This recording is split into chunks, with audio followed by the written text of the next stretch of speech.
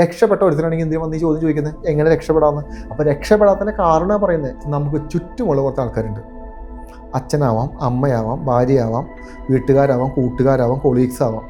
ഇവർക്ക് എല്ലാവർക്കും നമ്മൾ രക്ഷപ്പെടണമെന്നുള്ള ആഗ്രഹമൊന്നുമില്ല. തെറ്റിദ്ധരിക്കരുത്. നമ്മളിങ്ങനെ നടക്കുന്നത് ഇവർക്ക് ഭയങ്കര ഇഷ്ടമാണ്. അതുകൊണ്ട് അവർ പറയും, നീ സൂപ്പറാടാ, നീ ഇവിടെ നിന്നോ. എങ്ങനെ ജീവിതത്തിൽ രക്ഷപ്പെടാം? എന്താണ് റോജിബ് ബാബാജിയുടെ മറുപടി? നല്ല ചോദ്യമാണ്. ഒരു പക്ഷേ എൻ്റെ കരിയറിൽ അല്ലെങ്കിൽ എൻ്റെ ജീവിതത്തിൽ ഏറ്റവും കൂടുതൽ ഞാൻ ആളുകളുടെ കയ്യിൽ നിന്ന് ചോദിക്കുന്ന ചോദ്യമാണ്, ഞാൻ രക്ഷപ്പെടാൻ വേണ്ടി എന്ത് ചെയ്യണം? നിങ്ങൾ രക്ഷപ്പെടാൻ വേണ്ടി ഒന്നും ചെയ്യണ്ട, നിങ്ങളൊന്ന് അടങ്ങിയിരിക്കുമോ കുറച്ചാൾ, അത്രയും ചെയ്താൽ മതി. അപ്പോൾ ചോദിക്കും, അതെങ്ങനെയാണ് അടങ്ങിയിരുന്ന് രക്ഷപ്പെടാമെന്ന്. നിങ്ങൾ രക്ഷപ്പെടാൻ വേണ്ടി ചെയ്തുകൊണ്ടിരിക്കുന്ന എല്ലാ പരിപാടികളും ഫെയിലാണെന്ന് നിങ്ങൾക്ക് മനസ്സിലായോ? നിങ്ങൾ ആ പരിപാടികൾ തന്നെയല്ലേ വീണ്ടും കണ്ടിന്യൂ ചെയ്തുകൊണ്ടിരിക്കുന്നത്. ആ ചെയ്തുകൊണ്ടിരിക്കുന്ന കാര്യങ്ങൾ നിങ്ങൾ ആദ്യം സ്റ്റോപ്പ് ചെയ്യുക. ഒന്നാമത്തെ കാര്യം, നിങ്ങളൊരു 3 മാസമെങ്കിലും നിങ്ങൾ സ്വസ്ഥമായിട്ട് എവിടെയെങ്കിലും ഇരിക്കുക. ഇത്രയും വർഷം ഓടിയില്ലേ, ഇത്രയും വർഷം ചീറിപ്പാഞ്ഞില്ലേ, നിങ്ങൾക്കൊന്നും ചെയ്യാൻ പറ്റില്ലല്ലോ, നിങ്ങൾക്കൊന്നും സമ്പാദിക്കാൻ പറ്റില്ലല്ലോ, നിങ്ങളൊന്നും നേടിയില്ലല്ലോ. ഞാൻ പറയുന്നു, നിങ്ങളൊന്നും ചെയ്യണ്ട. നിങ്ങൾ ചെയ്തുകൊണ്ടിരിക്കുന്ന പ്രവർത്തനങ്ങൾ എന്താണോ അതെല്ലാം അവസാനിപ്പിക്കുക. 3 മാസം സ്വസ്ഥമായി ഇരിക്കുക. ജോലിക്കൊക്കെ പൊക്കോ, ജോലിക്കൊന്നും പോകണ്ടെന്നല്ല ഞാൻ പറയുന്നത്. അടുത്തിനി എന്താ ചെയ്യേണ്ടത്? ഇനി അത് കഴിഞ്ഞിട്ട് നിങ്ങൾ പതുക്കെ ഒരു മെഡിറ്റേഷൻ പ്രോസസ്സോ എന്തെങ്കിലും ഒരു പ്രോസസ്സോ എടുക്കുക. ഈ 3 മാസം നിങ്ങളത് പ്രാക്ടീസ് ചെയ്യുക. എന്തിന്? ദൈവവിശ്വാസം കൂടാൻ വേണ്ടിയിട്ടല്ല, നിങ്ങളിൽ എന്ത് സംഭവിച്ചു എന്ന് നിങ്ങൾക്കറിയാൻ വേണ്ടിയിട്ടാണ്. അപ്പോൾ നിങ്ങൾ ആദ്യം ഒന്നും ചെയ്യണ്ട. നിങ്ങൾ ചെയ്തുകൊണ്ടിരിക്കുന്ന കാര്യങ്ങൾ എന്താണെന്ന് ആദ്യം മനസ്സിലാക്കുക. ശേഷം ഒരു സ്പിരിച്വലായിട്ടൊരു പ്രോസസ്സ് എടുക്കുക. അതിനുശേഷം നിങ്ങളുടെ മുന്നിലോട്ട് പതുക്കെ നിങ്ങളുടെ ചുറ്റുമുള്ള കാര്യങ്ങളെല്ലാം ഓക്കെ ആവാൻ തുടങ്ങും. എങ്ങനെയാണെന്ന് പറഞ്ഞു കഴിഞ്ഞാൽ, നിങ്ങൾ ചെയ്തുകൊണ്ടിരിക്കുന്ന നിങ്ങളുടെ മിസ്റ്റേക്കുകളിൽ നിന്നാണ് നിങ്ങൾക്ക് ഫ്രസ്ട്രേഷനും ടെൻഷനും ഉണ്ടായത് അല്ലേ? നിങ്ങൾക്ക് ആരെങ്കിലും രാവിലെ ഒരു പെട്ടി ഫ്രസ്ട്രേഷൻ പിടിച്ചോ, ഒരു പെട്ടി ടെൻഷൻ പിടിച്ചോ, നിങ്ങൾക്ക് കുറച്ച് കടം എന്നും പറഞ്ഞ് കൊണ്ടു തന്നില്ലല്ലോ. നിങ്ങൾ പോയി കടമുണ്ടാക്കി, നിങ്ങൾ പോയി ഒരു ബിസിനസ് നടത്തി, അത് പരാജയപ്പെട്ട്, നിങ്ങൾ പോയി ഒരു പരിപാടി ചെയ്ത് അത് ഫെയിലിയറായി. നിങ്ങൾ പോയി ചെയ്യുക എന്ന് പറയുമ്പോൾ നിങ്ങളുടെ കോൺഫിഡൻസിലോ നിങ്ങളുടെ ചിന്തകളിലോ എവിടെയോ തകരാറുണ്ടെന്നാണ് നിങ്ങൾ മനസ്സിലാക്കേണ്ടത്. ഞാനീ പറയുന്നത് റിയാലിറ്റിയാണ്. ഇതിലും വലുതായിട്ട് ഇത് പറഞ്ഞ് മനസ്സിലാക്കാൻ പറ്റില്ല.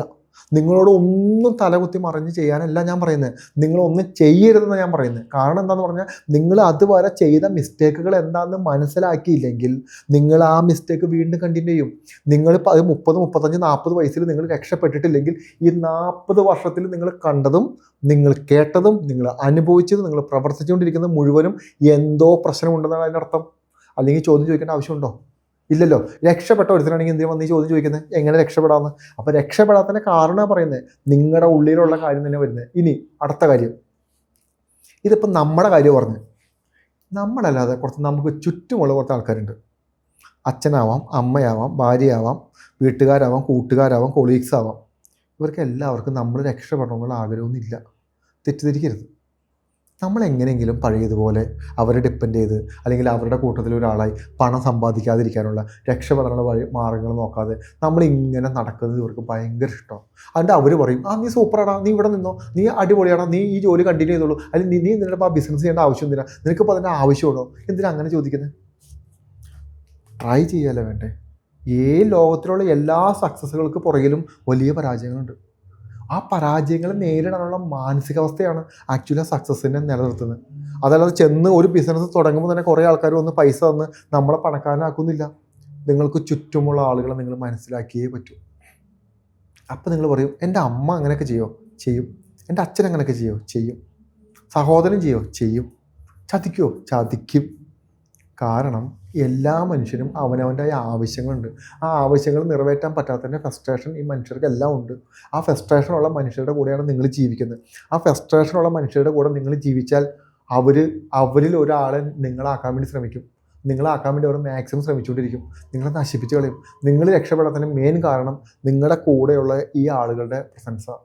റിലീസ് ചെയ്യാൻ നോക്ക്, ഒറ്റപ്പെടാൻ നോക്ക്, നിങ്ങൾ ഒറ്റയ്ക്ക് ആവാൻ നോക്ക്, തനിച്ചിരുന്ന് കാര്യങ്ങൾ ചെയ്യാൻ നോക്ക്. നിങ്ങളൊന്ന് സമാധാനമായിട്ട് ഇരിക്കുക. നിങ്ങൾ ആരും ആവട്ടെ, ഒന്ന് ഇരിക്കുക സമാധാനമായിട്ട്. അല്ലെങ്കിൽ ഒരു പ്രോസസ്സ് എടുക്കും, ഒരു മെഡിറ്റേഷൻ പ്രോസസ്സ്. ഇപ്പോൾ എൻ്റെ മെഡിറ്റേഷൻ പ്രോസസ്സ് ചെയ്യുന്ന ക്യാമ്പിലോട്ട് വരുന്ന എത്രയോ മനുഷ്യരുണ്ട്. അവരോടൊന്നും ഞാൻ വലിയ കാര്യങ്ങൾ ചെയ്യാനൊന്നല്ല പറയുന്നത്, നിങ്ങളൊന്നും ചെയ്യണ്ടെന്നാണ് പറയുന്നത്.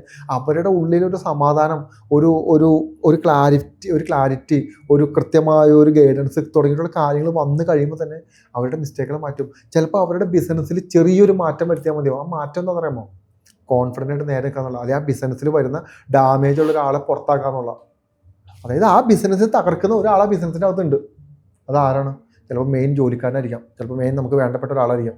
തൂക്കിയെടുത്ത് പുറത്തോട്ട് കളയാം, എങ്കിലേ ബിസിനസ് രക്ഷപ്പെടുള്ളൂ.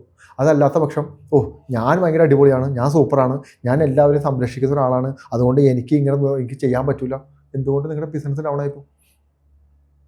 ഒന്നും ചെയ്യണ്ട. നിങ്ങളുടെ എനർജിയെ ബാലൻസ് ചെയ്യുക, നിങ്ങളുടെ ചക്രകളിലോട്ട് ശ്രദ്ധിക്കുക, നിങ്ങൾ ചെറിയ സ്പിരിച്വൽ പ്രോസസ്സുകൾ ചെയ്യുക. നിങ്ങളുടെ എനർജികളെ കൺട്രോൾ ചെയ്ത് ബാലൻസ് ചെയ്ത് പോയി കഴിഞ്ഞാൽ പതുക്കെ നിങ്ങൾക്ക് വേണ്ട കാര്യങ്ങൾ നിങ്ങളിലോട്ട് പതുക്കെ എത്താൻ തുടങ്ങും. അല്ലാത്ത പക്ഷം നിങ്ങൾ എഴയും. അബണ്ടൻസ് എന്ന് പറയുന്നത് സാമ്പത്തികം, സോഷ്യലായിട്ടുള്ള കാര്യങ്ങൾ, നമ്മുടെ ആരോഗ്യപരമായിട്ടുള്ള കാര്യങ്ങൾ തുടങ്ങിയിട്ടുള്ള ഒരുപാട് കാര്യങ്ങൾ ഒന്നിച്ച് കൂടിയിട്ടുള്ള കാര്യങ്ങളാണ് ഇത്. പിന്നെ മറ്റൊരു കാര്യം, നിങ്ങൾ പണത്തിന് വേണ്ടി ജോലി എടുക്കരുത്. നിങ്ങൾക്ക് ഒരിക്കലും പണം സമ്പാദിക്കാൻ പറ്റില്ല. നിങ്ങൾ ജോലി എടുക്കൂ, പണം തനിയെ വരും. നിങ്ങൾ എത്രത്തോളമാണോ നിങ്ങളൊരു കാര്യത്തിൽ ഇൻവോൾവ് ആവുന്നത്, അത്രത്തോളം യൂണിവേഴ്സ് നിങ്ങൾക്ക് പ്രൊവൈഡ് ചെയ്യും. ആ കാര്യത്തിൽ നിങ്ങൾ പൂർണ്ണമായിട്ട് ഇൻവോൾവ് ആയിക്കൊണ്ടിരിക്കുക, അതിൽ പൂർണ്ണമായിട്ട് ഡെഡിക്കേറ്റഡ് ആയിക്കൊണ്ടിരിക്കുക. ഇത്ര ചെയ്താൽ മതി. അത് എന്ത് ജോലി എന്നുള്ളൊരു ജോലിയില്ല. എന്ത് ജോലിയാണെങ്കിലും അത് നിങ്ങൾ പൂർണ്ണമായിട്ട് അതിൻ്റെ ഇൻവോൾവ് ആയോ, പണത്തിന് വേണ്ടിയിട്ടല്ല, അല്ലാതെ നിങ്ങൾ ഇൻവോൾവ് ആയോ, നിങ്ങളുടെ കയ്യിലോട്ട് പണം തനിയെ വരും. അതാണ് അതിൻ്റെ രഹസ്യം. അതല്ലാത്ത പക്ഷം എനിക്ക് പണം വേണം, എനിക്ക് പണം വേണം, എനിക്ക് പണം ആര് കൊണ്ട് തരും? നമുക്ക് പണം വേണമെന്നുള്ള, പണം വേണമെന്ന് പറയുന്ന അത്യാഗ്രഹമാണ്. ആഗ്രഹം തന്നെ എങ്ങനെയാണ്? നമ്മൾ ജോലി എടുത്ത് കൃത്യമായി നമ്മുടെ കാര്യങ്ങൾ നോക്കി നമ്മുടെ ഉത്തരവാദിത്തങ്ങളൊക്കെ നോക്കി കഴിയുമ്പോൾ തനിയെ വരും. ഒരു കലാകാരൻ ഞാൻ സ്റ്റേജിൽ കയറി പാട്ട് പാടുന്നത് പൈസ തന്നാലേ പാടുള്ളൂ എന്ന് പറഞ്ഞാൽ അവിടെ ഇരിക്കുള്ളൂ അല്ലേ? അവൻ സ്റ്റേജിൽ കയറി പൈസ നോക്കാതെ പാട്ടുപാടി ആളുകൾക്ക് ഇഷ്ടപ്പെട്ട് ആളുകൾ സ്നേഹിച്ച് അത് വലിയൊരു കലാകാരനായിട്ട് മാറി പിന്നെയും ചെറിയ എമൗണ്ടിനെല്ലാം ജോലി ചെയ്ത് ഒരിക്കൽ അവൻ വലിയ ആളായി മാറും. അവൻ അന്നെടുത്ത തീരുമാനമാണ് ഏത്? എൻ്റെ കല ഞാൻ മനുഷ്യർക്ക് ആസ്വാദനത്തിന് വേണ്ടി കൊടുക്കും എന്നുള്ളത്. അതല്ല ഞാനിത് കച്ചവടം ചെയ്യുന്നല്ല അവൻ ചിന്തിച്ചത്. അങ്ങനെ ചിന്തിച്ചവരെല്ലാവരും തകർന്നു പോയിട്ടുണ്ട്. അതുകൊണ്ട് അങ്ങനെ ചിന്തിക്കരുത്. പണം നിങ്ങളുടെ പിന്നാലെ വന്നോളും, പ്രശസ്തി നിങ്ങളുടെ പിന്നാലെ വന്നോളും. വിശ്വസിക്കുക, ട്രസ്റ്റ് ചെയ്യുക.